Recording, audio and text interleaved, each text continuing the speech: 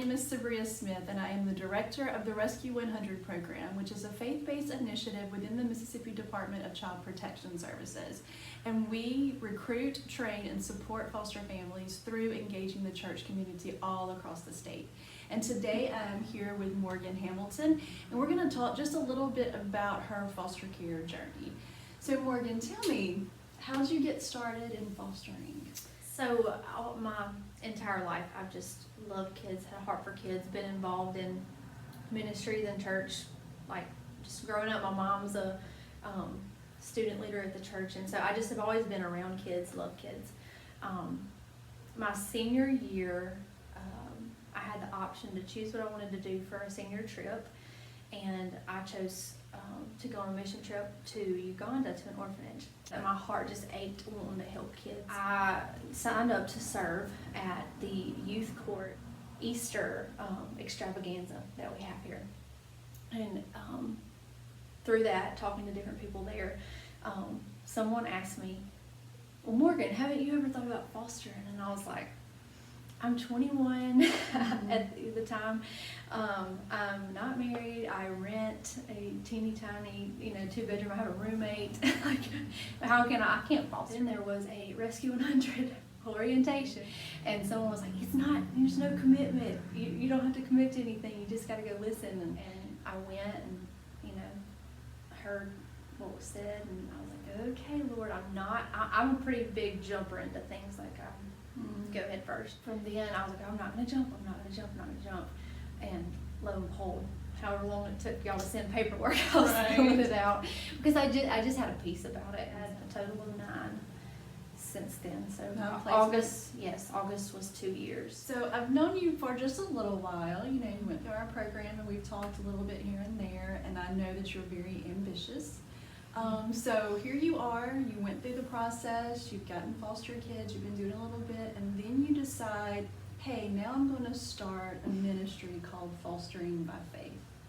So talk to me a little bit about how that began and what that looks like for you. So like I said, I got licensed in August of 2018. It was a huge growing season for me in those first several months, because I had kids come and go quickly, and the heartbreak of that, and just everything. I had to learn a lot, and so I just kept it quiet, did my thing, loved on my babies, and in January I started this Facebook page called Fostering by Faith.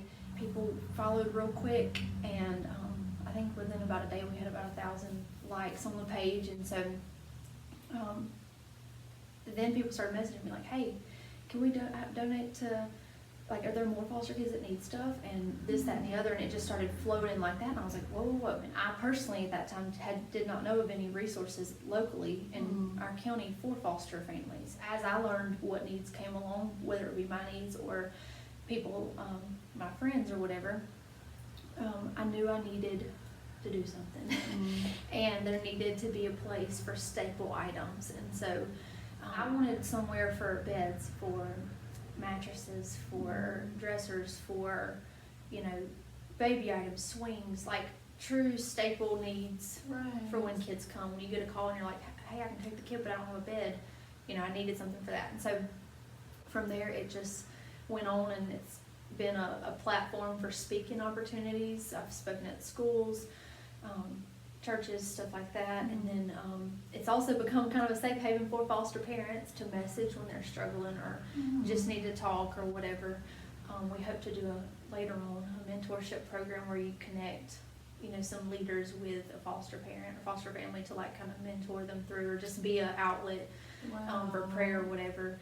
Now it's not even limited to just foster families. We really love helping with reunification and prevention cases, which I really love the prevention cases, because sometimes kids get removed just because they don't have proper sleep-in, and just getting kids back to parents.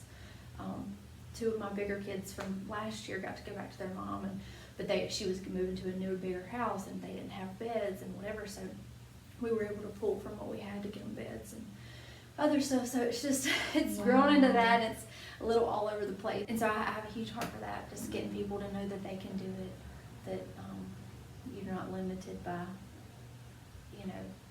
getting attached or whatever. That's the thing I hear most is, how can you get attached? How can you let them go?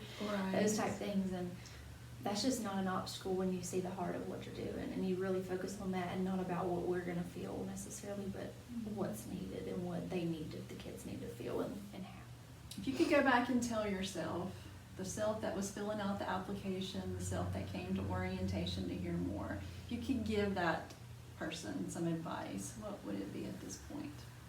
You know, you're about to walk into a whole new world of love. Like, it's just completely different, and the amount of responsibility I was about to take on was huge. I would have tried to help myself prep for that a little better. There's so much unknown, and I don't think until I started fostering how much I truly have to believe that God's in control. I didn't have any idea what true big faith is and big belief is until now, because you don't know what's going to happen tomorrow. You don't know if these kids are leaving your house tomorrow. And so that's a big worry and fear to have to deal with, to not be afraid to reach out and ask for help when I was struggling through that, is to be patient with the system, patient with with the kids. A whole other level of patience that I've had to know before, because they come with stuff that they didn't ask for, and they don't know how to process, and neither do I. And so we have to work through that together. Just listening to you talk just kind of about your own fear and stepping off into the unknown, and how every day is the unknown. It just draws like a parallel with what our foster kids are going through, and like you're just experiencing that together. Yeah.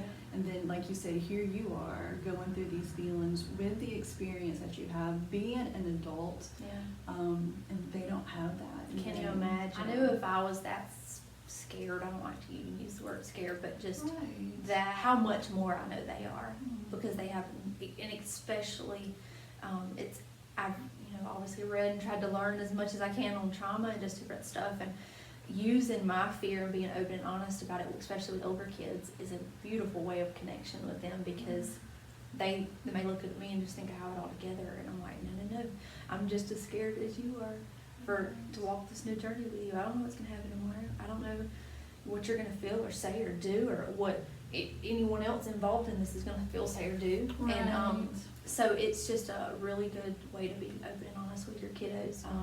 And so, although you may not can express it, you can at least think on that when they're acting out, or they're struggling, or whatever their actions may be.